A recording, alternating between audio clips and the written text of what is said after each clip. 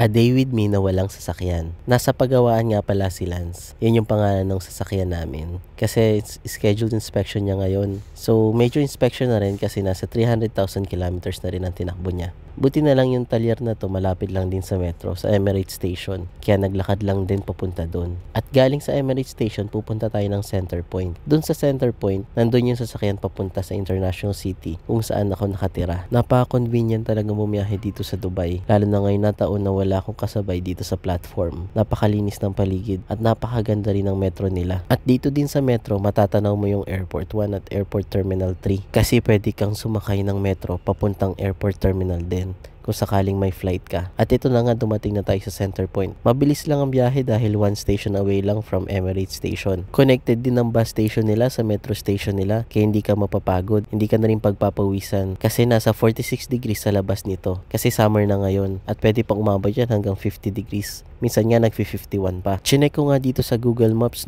kung anong pinakamabilis na biyahe papunta dun sa tinitirhan ko. At nakita ko nga na 20A ang pinakamabilis na pwedeng sakyan. Yung unang stop ng bus, yun na rin ang bababaan ko papunta sa amin. Siguro mga 300 to 400 meters away lang dun sa bahay o baka nga less pa. Kaya ito na yung pinaka-convenient kung gagamit ako ng public transport. Kaya nga ilang sandali lang, ito na ako. Nakababa na kagad ako sa bus. Ayun lang naman. Salamat sa panonood.